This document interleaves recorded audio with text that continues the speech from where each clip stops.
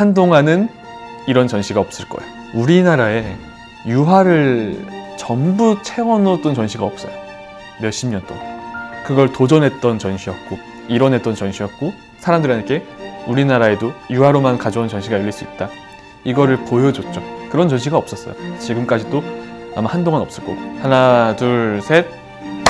네, 안녕하세요. 저는 현재 전시관이나 미술관에서 관람객분들이 더 쉽고 재미있게 전시를 관람할 수 있도록 도와주고 있는 전시 해설가 도센트 정우철입니다. 일단 베르나르 뷔페 단독 전시가 우리나라에 열렸던 게 처음이었어요. 이게 사실 전시이라는 입장에서 너무 놀랐던 게 모든 작품이 유화였고, 베르나르 뷔페라는 사람은 프랑스 파리에서 태어났는데 1928년생이에요. 그리고 1999년에 자살로 생을 마감하게 됐죠. 그래서 그 뷔페의 탄생부터 죽음까지의 이야기를 작품을 따라서 쭉 볼 수 있는 그런 전시였어요. 저도 처음엔 똑같았어요. 그 뷔페 작품을 처음 보는 분들은 거의 비슷한 걸 느껴요.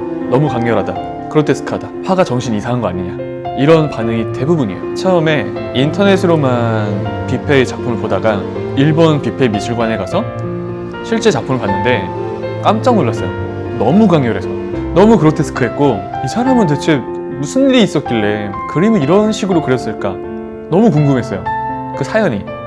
그런데 이 사람이 겪었던 인생, 겪었던 일들, 그걸 다 듣고 공부하고 나니까 이해가 되더라고요. 이럴 수밖에 없었구나. 뷔페 그림의 특징 중에 하나가 뾰족뾰족해요. 직선을 많이 썼고 사람들이 전부 말라있어요. 다 뭔가 쓸쓸해요. 그리고 모든 그림들이 다 비어있어요. 사물들이, 물컵은 비어있고 접시들도 다 비어있고. 이런 걸 처음에 많이들 오해하세요. 좀 이상한 사람 아닐까. 그런데 뷔페는 어릴 때부터 아버지가 외면했고 전쟁을 겪었어요. 뷔페가 어렸을 때 파리 시내에 나가면은 전부 사람들이 말라 있었대요. 먹을 게 없었고 너무 궁핍했고. 그리고 그러던 와중에 또 어머니가 돌아가세요. 뷔페한테 유일하게 사랑을 알려준 게 어머니밖에 없었어요. 뷔페가 봤을 때는 세상이 뾰족뾰족했던 거예요. 직선이었던 거죠.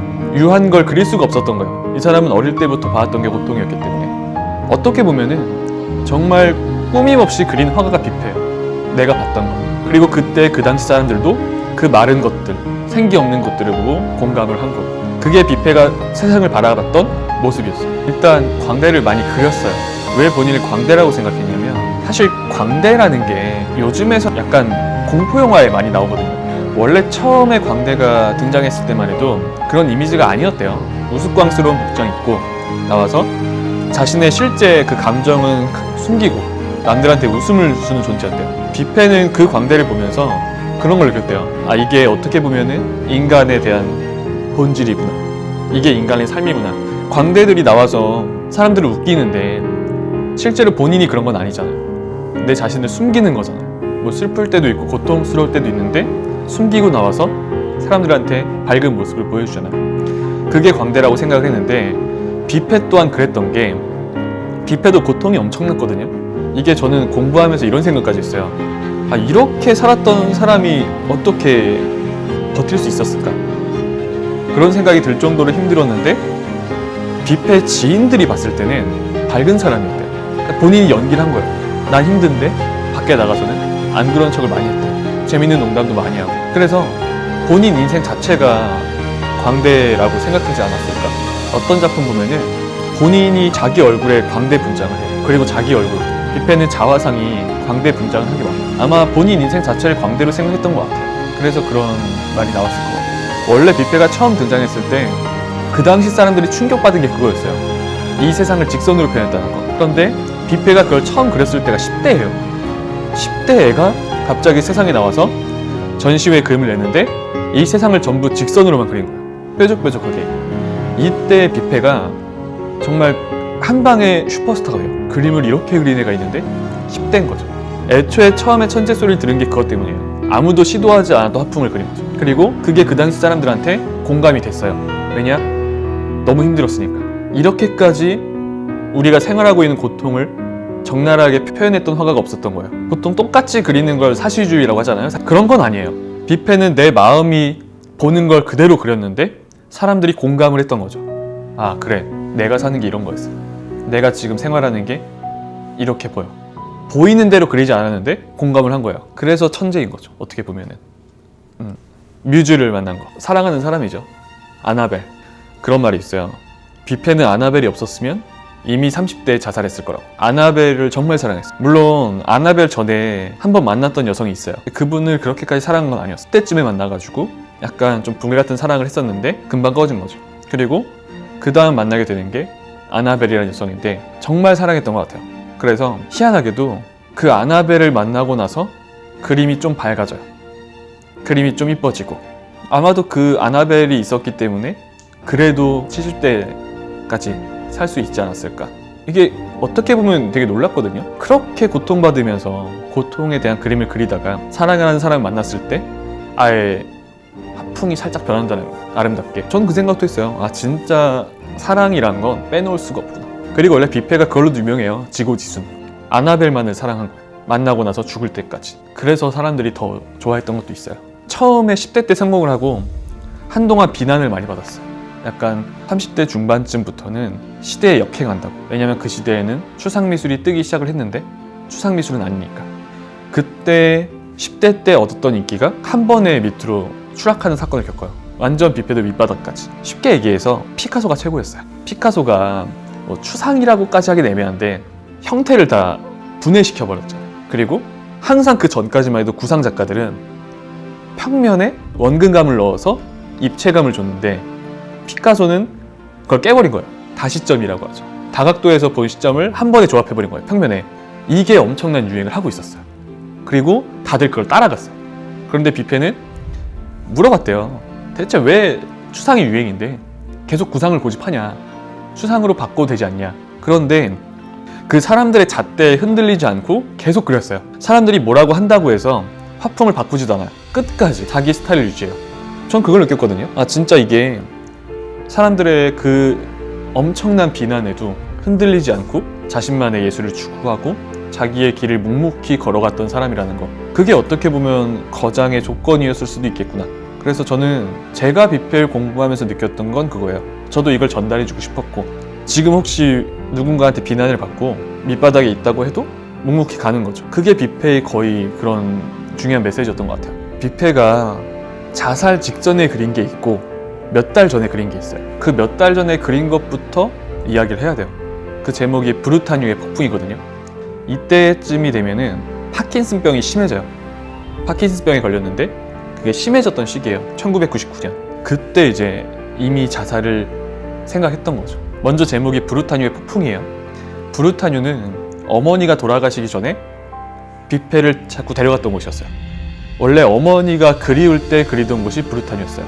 그리고 그 브루타뉴에 폭풍이 몰아친 적도 없어요. 자살을 결심했을 때 폭풍이 몰아친 거예요. 그 자살을 결심한 자기 내면이 다 들어가 있는 그림이에요. 그리고 파킨슨병이 손이 떨린단 말이에요. 그때쯤이 되면 심해지면서 이걸 실제로 보면은 뭐가 보이냐면 뷔페는 사인도 굉장히 얇고 직선으로 되어 있거든요. 손을 너무 떨어서 그 작품을 보면은 손을 잡고 쓰느라 사인이 두꺼워져 있어요. 그리고 그림이 어떻게 보면은 좀 지저분해졌어요.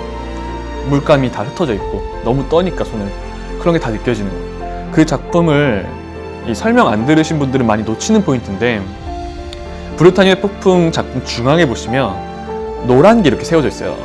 그게 많은 분들이 산으로 알아요. 산. 잘 안 보여서. 그게 원래 뷔페 본인이에요. 침몰하고 있는 배를 본인 파킨슨병에 걸린 것처럼 표현을 한 거예요. 항상 그랬거든요. 자기 인생을 배랑 비유했어요. 넓은 바다를 항해하는 한 척의 작은 배와 같다. 항상 이렇게 자기 인생을 얘기했던 사람인데 자살을 결심하고 나서 그 배가 침몰하고 있는 거예요. 거기에 이 사람 감정이 다 들어있어요. 뷔페는 그림을 그리는 게 살아가는 거예요. 살아가는 게 그림을 그리는 거고, 뷔페 어머니가 돌아가셨을 때 딱 그런 얘기를 해요. 나는 어머니가 돌아가시고 오직 살기 위해 그렸다. 그냥 사는 게 그림을 그리는 거였어요. 뷔페한테는 그림을 못 그리게 된다는 건 그냥 죽음을 받아들이는 거예요. 그만큼 그림이 중요했기 때문에. 그림을 놔본 적이 없대요. 그림을 못 그리게 됐을 때 이미 사형선고 받은 거예요, 뷔페한테는. 그리고 마지막 작품에 가면은 뷔페가 자살 직전에 그린 죽음 시리즈가 있죠. 그 죽음 시리즈는 해골들이에요. 해골들이 멋있게 서 있는데 그것도 시리즈예요. 이거는 죽음을 뜻하는 거죠. 해골들이. 그런데 마지막 죽기 전 그 작품을 보면은 분명히 해골을 그렸는데 생명의 징조가 들어있어요. 심장이 뛴다거나 장기가 다 그려져 있는 거죠. 장기들이. 그런 거를 저는 질문을 남겼어요. 해답을 내리는 게 아니라 이렇게 인생을 들려드렸는데 왜 뷔페는 자살 전에 죽음을 그리면서도 생명의 징조를 넣었을까? 이거를 이 전시를 통해서 한 번쯤 느껴보셨으면 좋겠다. 자신만의 해답을 내렸으면 좋겠다. 이런 식으로 끝냈거든요. 그래서 그때 많은 분들이 공감이 되고 많이 우시기도 하고 그런 걸 느꼈죠. 한 명의 천재 화가를 다시 알게 되는 전시, 그리고 누군가에게는 그림이 이 정도의 의미를 갖는다, 이런 걸 알려줬던 전시인 것 같아요. 한동안은 이런 전시가 없을 거예요. 어떻게 보면은 전시를 만드는 사람들 입장에서는 정말 힘든 전시였어요. 우리나라에 유화를 전부 채워넣었던 전시가 없어요. 몇십 년 동안. 그걸 도전했던 전시였고 이뤄냈던 전시였고, 그걸 가져와서 사람들에게 우리나라에도 유화로만 가져온 전시가 열릴 수 있다, 이거를 보여줬죠. 그래서 그 전시는 분명히 몇 년이 지나도 회자될 거예요. 그런 전시가 없었어요. 지금까지도 아마 한동안 없을 거고.